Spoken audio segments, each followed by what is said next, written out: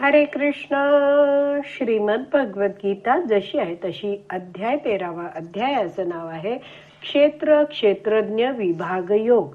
पहिला आणि दुसरा श्लोक एकत्र आहे आणि त्यावर श्रील बलदेवविद्याभूषण यांनी आपल्या गीताभूषण टीकेमध्ये लिहिलेलं जे वर्णन आहे ते आज आपलं वाचून पूर्ण होणार आहे. सुरू करण्याआधी श्रील प्रभुपादांना प्रार्थना करूया.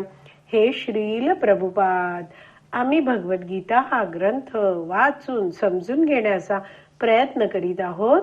त्यासाठी आम्हाला आशीर्वाद द्या. धन्यवाद प्रभुपाद. श्रील बलदेव विद्याभूषण लिहितात, भगवान श्रीकृष्ण भगवद्गीतेच्या शेवटच्या 6 अध्यायात म्हणजे 13 पासून 18व्या अध्यायापर्यंत यामध्ये जगताचं पूर्ण हे जे भौतिक जगत आहे त्याचं वर्णन करतात. या जगताचा हेतू काय आहे हे समजावून सांगतात. जीव, प्रकृती, ईश्वर यांच्या वर्णनासोबत कर्म, ज्ञान आणि भक्तीच्या स्वरूपाविषयी सुद्धा माहिती दिली आपल्याला याच्यात जाणार आहे. तर श्रील बलदेव विद्याभूषण लिहितात की पहिल्या श्लोकामध्ये या 13व्या अध्यायात सुरुवातीलाच अर्जुनाने भगवंतांना म्हटलं. आपण वाचूया पहिल्या श्लोकाचं भाषांतर. अर्जुन म्हणाला, हे कृष्ण, मला प्रकृती, पुरुष, क्षेत्र, क्षेत्रज्ञ आणि ज्ञान व ज्ञेय याबद्दल जाणून घ्यायची इच्छा आहे. या 13व्या अध्यायात देह, जीव, ईश्वर यांच्या स्वरूपाचे विस्तृत वर्णन भगवंत करतात.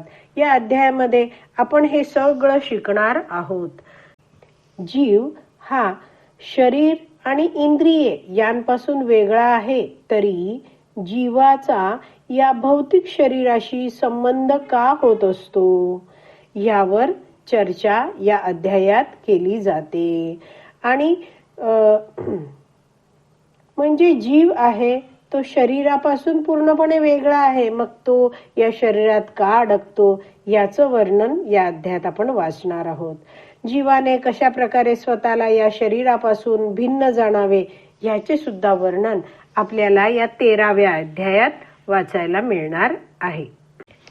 श्रील बलदेव विद्याभूषण समजवतात की शरीराला क्षेत्र म्हटलं जातं आणि जीव आहे तो या शरीरात राहून या शरीराद्वारे सुख दुःख उपभोगतो. जसं शेतामध्ये विविध धान्य पीक उगवतात आणि त्याच शेतात ती वाढतात. म्हणजेच काय आहे, शेत हे या पिकांच्या जन्माचं स्थान आहे आणि तिथेच ही पिकं वाढतात, म्हणजे या पिकांच्या वृद्धीचं स्थान आहे. तसंच जीवाने धारण केलेलं हे जे भौतिक शरीर आहे ते सुखदुःखांच्या जन्माचं स्थान आहे आणि सुखदुःखांच्या वृद्धीचं पण स्थान आहे. श्रील बलदेव विद्याभूषण समजवतात की अर्जुनाने भगवान श्रीकृष्णांना हे प्रश्न विचारले आहेत आणि उत्तर द्यायला भगवंत सुरुवात करता आहेत 2ऱ्या श्लोकापासून. आणि भगवंत हे सर्वश्रेष्ठ अधिकृत असे मार्गदर्शक आहेत, ऑथॉरिटी आहेत. का? सगळं वैदिक ज्ञान आहे ते भगवंतांपासूनच आलेलं आहे. तर आपण इतके भाग्यवान आहोत की आपल्याला हे सगळं वैदिक ज्ञान आहे ते वाचायला मिळालं आहे. शरीरामध्ये राहणारा आहे त्याला क्षेत्रज्ञ म्हटलं जातं. तर कोण क्षेत्रज्ञ आहे याविषयी वैष्णवाचार्य समजावून सांगतात की आपल्या शरीरामध्ये अनेक सारे बॅक्टेरिया असतात, जीव जंतू असतात. मात्र या शरीराची सुख दुःख हे जे बॅक्टेरिया आहेत किंवा जीव जंतू आहेत ते जाणू शकत नाहीत. या शरीराचं दुःख या शरीरात राहणारा जो जीवात्मा आहे त्याला होतं. म्हणजे आता आपल्या शरीराला काही दुःख होत आहे तर ते आपल्याला कळतं. तर ह्यावरून आपण जाणलं पाहिजे की माझ्या शरीरात जे काही सुख दुःख उत्पन्न होत आहे त्याचा अनुभव मला होतो आणि म्हणून मी या क्षेत्राचा या शरीराचा क्षेत्रज्ञ आहे. श्रील बलदेव विद्याभूषण इथे आपली ही टीका पूर्ण करताना श्रीमद भागवतम मधला एक श्लोक देत आहेत, तो वाचूया. श्रीमद भागवतम 11.12.23 मध्ये भगवान श्रीकृष्ण उद्धवाला उपदेश करताना म्हणतात, अदंती च एकं फलमस्य गृद्धा ग्रामे चरा एकमरण्यवासः हंसाय एकं बहुरूपमिज्ये मायामयं वेद सह वेद वेदम.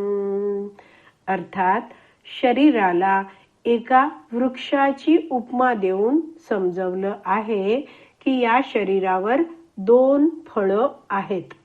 जे कामुक लोक आहेत, जे गृहमेधी आहेत, ते या झाडावरचं एक फळ खातात, चाखतात.